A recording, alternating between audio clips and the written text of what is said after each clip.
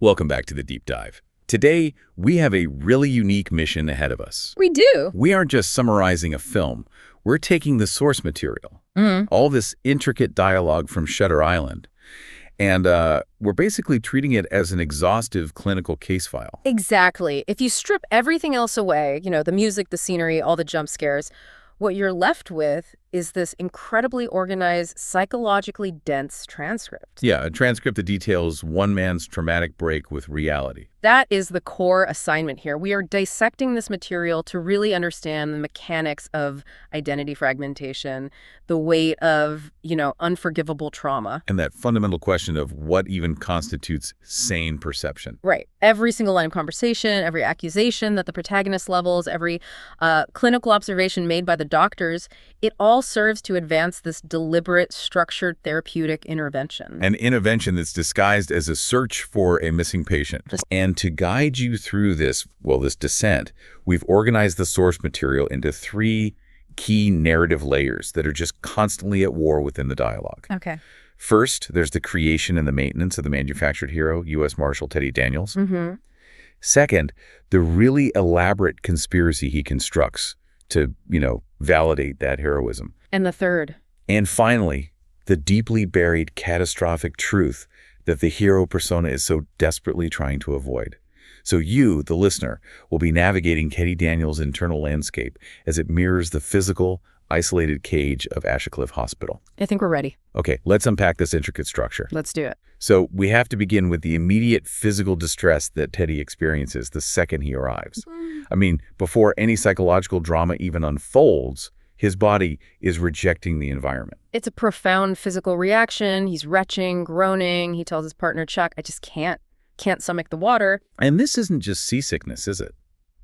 To us, this dialogue points to something much deeper, a physical manifestation of submerged trauma. Oh, it's absolutely a critical piece of diagnostic information. It's what we call a profound somatic symptom. And if you look at the source of his invented trauma, the fantasy he relies on, it's the fire that he says killed his wife, Dolores. Right. When he's asked about it, he immediately corrects his partner. He says, it was the smoke that got her, not the fire. See, that's important. That distinction is meticulously established right from the start of the delusion. So why that fixation? Why smoke and fire specifically? Because the real trauma, the one he absolutely cannot face, involves water. The lake. The lake, the drowning of his children. Water is the element that holds all the guilt and the memory. So by rigidly fixing his narrative on smoke and fire, he establishes this necessary distinction in his fantasy. It's a wall. A wall to keep the real submerged horror at bay. Exactly. But the body retains the memory of the trauma, and that leads to that visceral, gut-level rejection of the water. It's a classic sign that the defense mechanism is failing. So it's an early warning. His physical self is already betraying his constructed identity. It absolutely is. And that physical distress is then immediately countered by this environment of, absolute institutional control. Deputy Warden McPherson welcomes them, but not with assurances. It's all cold rules. Yeah, he points out the electrified perimeter and makes it crystal clear. During your stay, you will obey protocol. The source dialogue just frames the authority of the institution as absolute. It's non-negotiable, and it immediately supersedes Teddy's federal status. And that framing is essential for the intervention to work.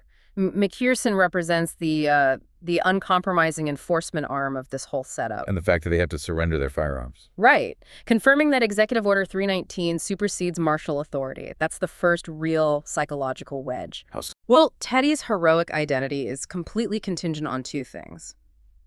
His jurisdiction and his ability to carry a gun. By disarming him, both literally and jurisdictionally, the institution immediately begins to destabilize that U.S. Marshal persona. So the island is established right away as a space where his authority is, for all intents and purposes, meaningless. Literally meaningless. What's so fascinating is how this hardline security is layered right over Dr. Cawley's stated therapeutic philosophy. Yes. He claims Ashcliffe is aiming for a moral fusion between law and order and clinical care. He's positioning the hospital as this progressive institution. He is. He contrasts their methods with these brutal past treatments, things like shackles and left in their own filth, or driving screws into their brains. He wants to heal, try to cure. And this stated ideal, this is the philosophical justification for the entire role play, isn't it? It has to be. Cawley needs to convince the board of overseers and, implicitly Andrew Laeddis' own conscious mind that Ashcliffe represents hope, not just incarceration. They're betting everything on the power of empathetic intensive therapy over, surgery or punishment. They are, but look at Teddy's immediate, visceral reaction to that very ideal. Oh, yeah.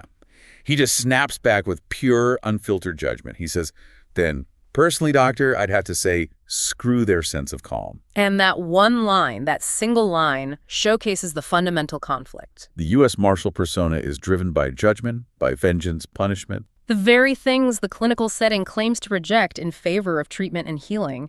Teddy cannot tolerate the idea of calm or a cure for murderers. Because if they can be cured. Then his vengeful, anti-establishment hero role completely collapses. His identity requires that the subjects remain monsters, deserving of eternal punishment. And this brings us right to the first clinical case they present in the dialogue, the fictional Rachel Solando. Right. Cawley details her elaborate fictional structure.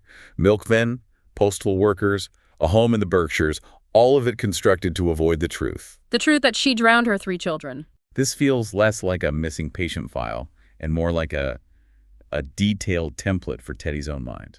It is absolutely a mirror, the creation of a perfect, elaborate fantasy structure to contain an unforgivable crime, specifically the murder of one's own children. That's the central mechanism of the protagonist's delusion. And the source material just lays that mechanism out right there at the beginning. It does. Rachel Solando's story is a detailed, unavoidable parallel that Teddy just refuses to acknowledge. I have to interject here, though. I mean, if they're really trying to cure him, why use a case file that so closely mirrors his own crime? Wouldn't that be, unnecessarily triggering or even manipulative? That raises a really important question about the ethics of this kind of radical intervention. Yeah. The sources suggest this is a high-stakes, last-ditch effort. The intervention needs to be so sharp, so close to the truth, that it forces a moment of catastrophic self-recognition. The mirror has to be inescapable. It has to be.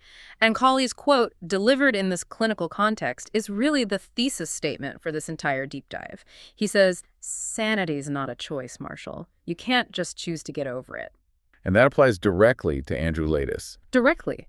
The mind cannot simply will away the psychological cost of his actions. So as the investigation, quote unquote, begins, we get the first clear psychological markers, this cryptic note they find in the patient's room. Mm-hmm.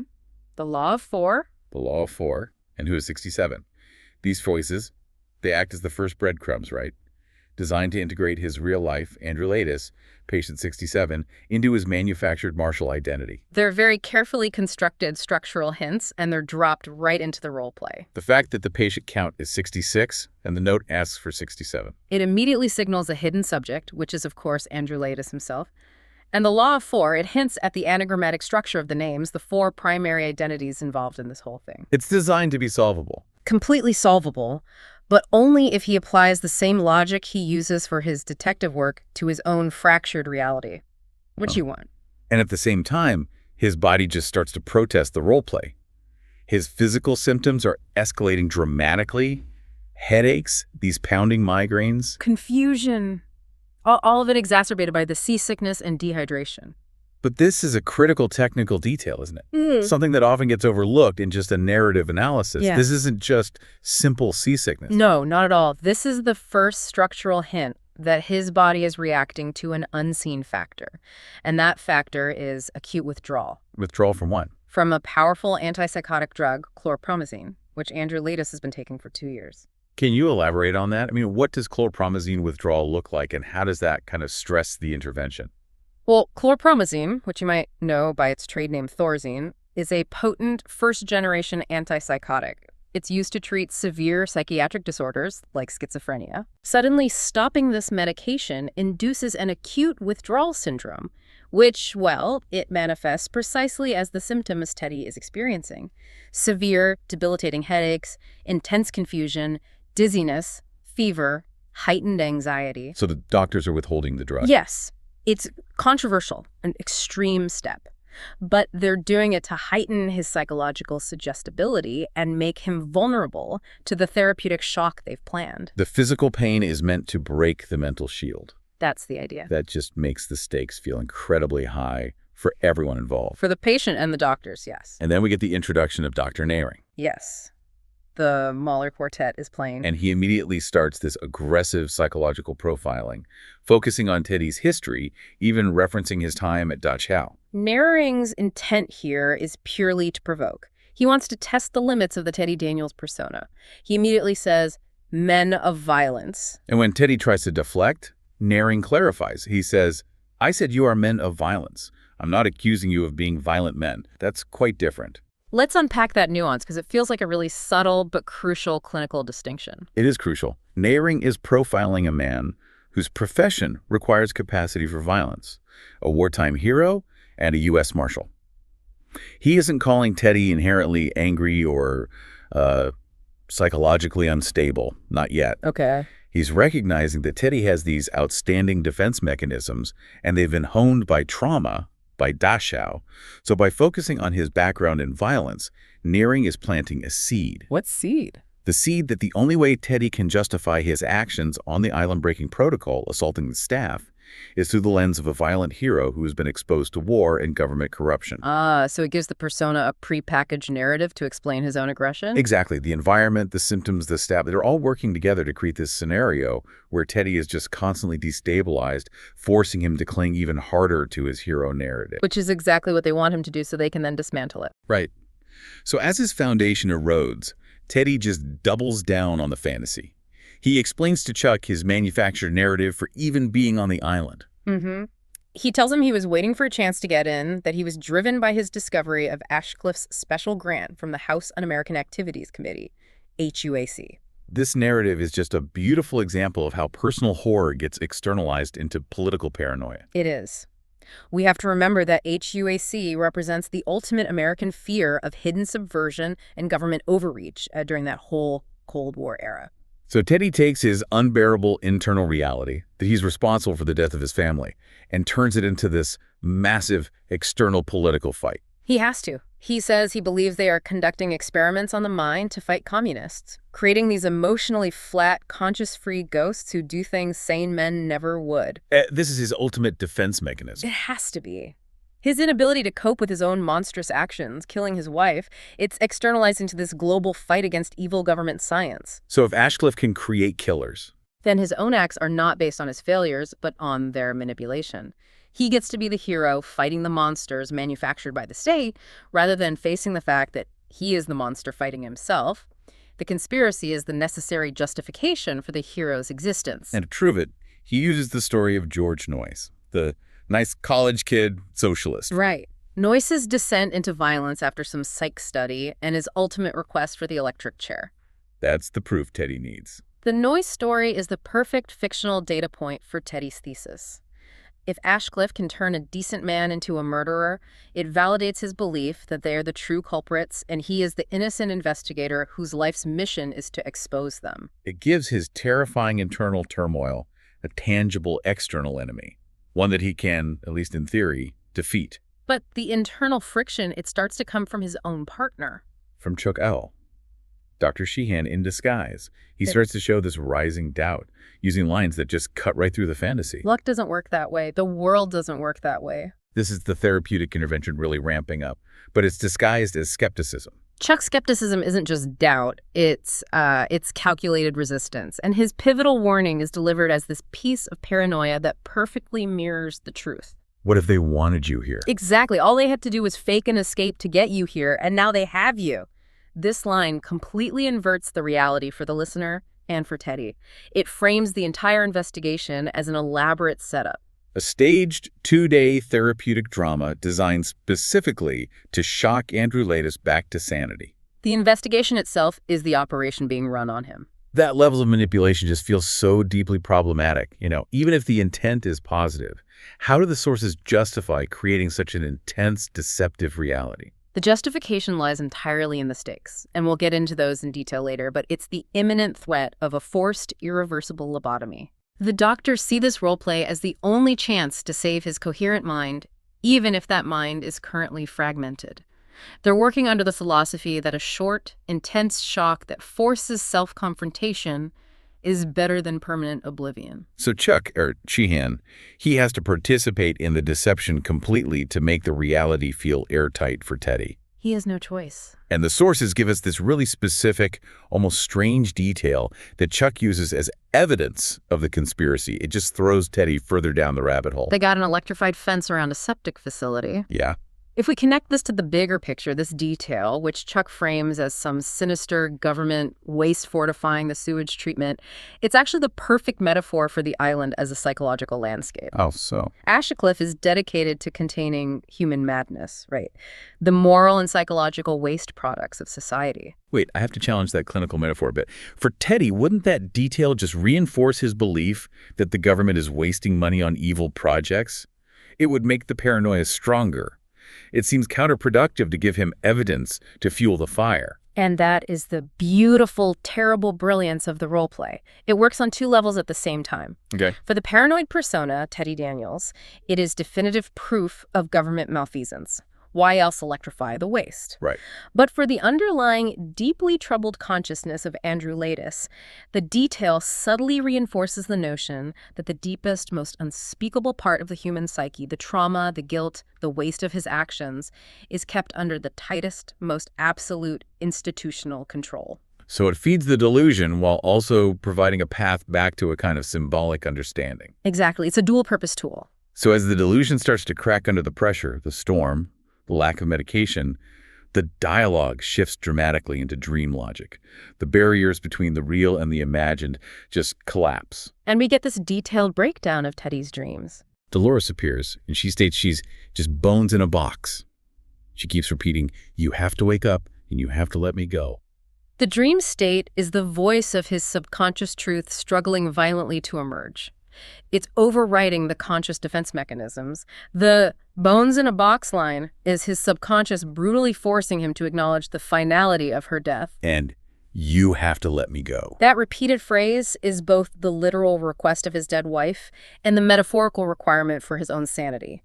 He cannot heal while holding on to the fantasy that she might still be reachable or that he could have saved her from the fire. He has to abandon the fantasy to embrace the reality of his grief. And crucially, the dream introduces the monster, Laeddis, the arsonist who supposedly caused the fire. Dolores urges Teddy to find him and you kill him dead. This is the dramatic climax of his internal fragmentation. Laeddis is the self who committed the unforgivable crime, the drunk husband who failed to get help, the man who ultimately pulled the trigger. And Daniels is the self who denies it all. Right. The dream represents this overwhelming guilt and the necessary annihilation of the responsible self, Laeddis, to maintain the heroic self, Daniels. His mind is pushing him to seek out the killer, the source of the trauma, without the critical self-awareness that he is hunting himself. The dreams are the only place where the two identities can directly confront each other. It's the only battlefield he can't control. Following that dream, Teddy moves to the next major confrontation, this time in Ward C with George Noyce. And this is where the therapeutic intervention truly escalates. Oh, yeah. Noyce, the paranoid schizophrenic, delivers the most direct dismantling of the Teddy Daniels persona possible. He tells him, "This is a game. All of this is for you. You're not investigating anything. You're a fucking rat in a maze." It's a pivotal dialogue moment. Teddy thinks he's interrogating a victim. But in reality, Noyce is a patient who broke through his own delusions previously and recognized the whole setup. Noyce confronts him with the central truth of the entire operation. Teddy is the subject, not the investigator. And this forces him to face this core binary conflict. You can't dig out the truth and kill Laeddis at the same time. You got to make a choice. That choice is profound. It's between living with the truth of who Andrew Laeddis is or clinging to the protective fantasy of being Teddy Daniels. Why does Noyce insist he has to choose? Because the heroic identity, Daniels, requires the monster, Laeddis, to be an external threat. If Teddy accepts the truth, digs it out, he destroys the external monster, but he simultaneously destroys the need for the hero. He has to sacrifice oneself for the other. He does. And Noyce understands that the pain of the truth is so great that Andrew would rather regress than accept responsibility and the conscious suffering that comes with it. Noyce also warns Teddy about the lighthouse. He does. They're going to cut into my brain. And that warning links Noyce's fear directly to the ultimate permanent consequence of failure, lobotomy. It does. The lighthouse, which Teddy sees as the repository of the government's secret conspiracy, is revealed to be the clinical surgical ward, the place of ultimate institutional control and the forced permanent solution for those who cannot return to reality voluntarily. So it's the destination of illumination for the doctors, but a final obliteration for the patient. The perfect way to put it. So Teddy, fleeing Ward C, now completely convinced that he's being targeted, he runs into this woman in a cave. Yes, who claims to be the real Rachel Solando. A doctor, not a patient. And this meeting is pivotal because it completely validates his escalating conspiracy theory. It's a sophisticated psychological self-defense mechanism. Teddy's subconscious mind, under extreme withdrawal and pressure, literally creates an authority figure, a doctor, who confirms every single one of his paranoias. This Dr. Solando discusses the core fear, control of the brain. She talks about editing fear, empathy, anger. And creating a man who can't be interrogated because he has no memories to confess. Which feeds directly into his existing belief that they're creating these emotionless operatives for the Cold War. Exactly. But critically, she also offers a perfect conspiratorial explanation for his terrible physical symptoms. Right. She links his pills, his aspirin, the cigarettes, the food, to neuroleptic narcotics. And she predicts his inevitable decline. Palsy comes first, then eventually the whole hand, and walking nightmares. So he's experiencing severe, real withdrawal from his own medication. But his delusion provides a narrative that pins those symptoms on the institution drugging him. And that is the final, watertight layer of self-deception. His body, which is screaming from chlorpromazine withdrawal, becomes in his mind definitive proof of the conspiracy. So he's able to dismiss his genuine medical crisis as induced drugging. Which then justifies his extreme actions running, breaking into the lighthouse, and it allows him to reject the reality that the doctors are presenting. He is, in effect, medicating the truth with paranoia. We're transitioning now to the final confrontation, the climax of the entire roleplay. The lighthouse. Yes, but before that, there's this subtle but really devastating piece of dialogue. Teddy refuses to look at the intake form when he's with Chuck. He just focuses singularly on the lighthouse. I'm going to that lighthouse. I'm going to find out what the fuck is happening on this island. This refusal to engage with verifiable physical evidence is just a hallmark of advanced denial. It is. The truth is physically present on that piece of paper, the intake form that lists him as patient 67. But his paranoia has completely taken over. He needs the truth to be externally contained, in a secret lab, in a hidden doctor. So that he can confront it and defeat it like a Shiro. The lighthouse, therefore, becomes the symbolic destination of illumination and also the absolute point of paranoia that he must reach to resolve his internal conflict. He gets to the lighthouse, and Dr. Cawley is just waiting for him. The game is over. And the first thing Cawley does is neutralize the martial persona entirely. The dialogue about Teddy's firearm is just devastating in its simplicity. The rifle's empty, by the way. It's a toy, Andrew. And that single line just strips away Teddy's heroic identity, his power, his jurisdiction, his capacity for violence. The very foundation of the Daniels persona is revealed to be a prop in a therapeutic drama. He's physically, emotionally, and jurisdictionally disarmed. The doctor doesn't need to fight him. He just needs to reveal the truth about the toy gun, to render the heroic fantasy completely powerless. And then comes the core linguistic mechanism of his whole delusion. The anagrams. Edward Daniels equals Andrew Laeddis. Rachel Solando equals Dolores Chanel. This is not accidental, is it? It's like a highly organized linguistic architecture of his defense mechanism. Absolutely. His mind didn't just forget or fabricate randomly. It selectively rearranged the letters of his true name and his wife's name to create the heroic identity and the missing patient. It points to the profound level of intellectual organization that's necessary to maintain such a profound psychosis. He literally hid the truth in plain sight within the names he created. It really does speak volumes about the intelligence of the man, that his coping mechanism is so meticulously crafted. It truly does. And Cawley summarizes the result perfectly. Teddy invented a persona, Marshall Daniels the hero, and a conspiracy, Ashcliffe the lab, to avoid facing his terrible crime. The key takeaway there is that his mind didn't just forget. It actively repurposed the truth into this complex, organized denial mechanism. Making the trauma the very foundation of the fantasy. This revelation is then compounded by the devastating reveal of Chuck All, who is actually Dr. Lester Sheehan, his primary psychiatrist for 2 years. And Sheehan confirms they constructed a radical, cutting-edge role play just for him. And the dialogue highlights the extreme lengths the doctors went to. Sheehan says he risked everything to come in here after you. This wasn't simple clinical observation. It was a desperate 2-day immersive role play. Designed to shock Andrew back to reality before the Board of Overseers mandated the permanent solution.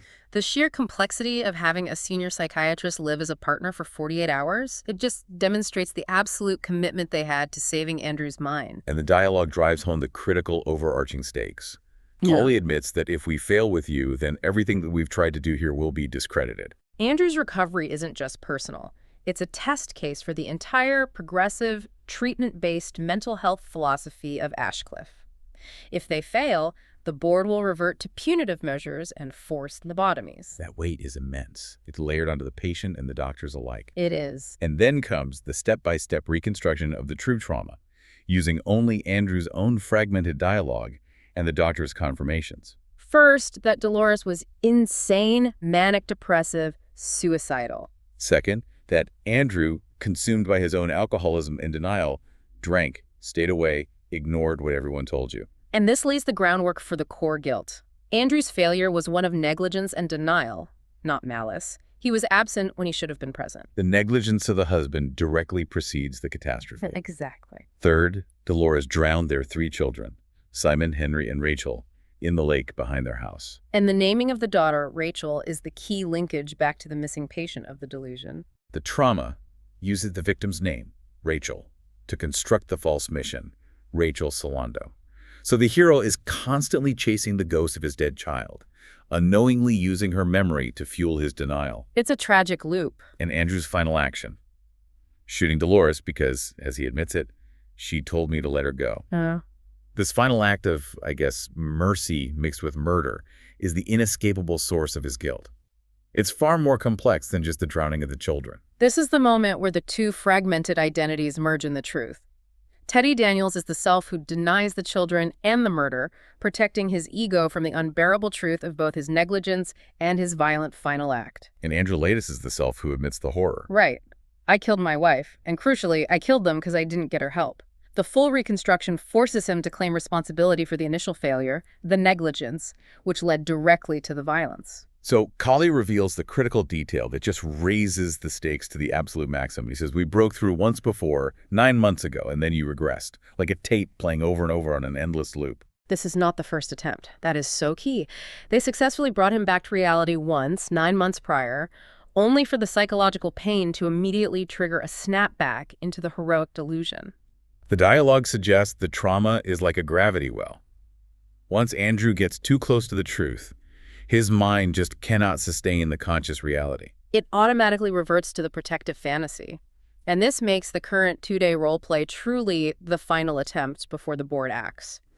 So we fast forward to the morning after. The transition back to the dock, it seems to signal a successful intervention. For a moment. Yeah, Andrew, or Teddy, he confirms his identity to Dr. Sheehan. My name's Andrew Laeddis, and I murdered my wife in the spring of '52.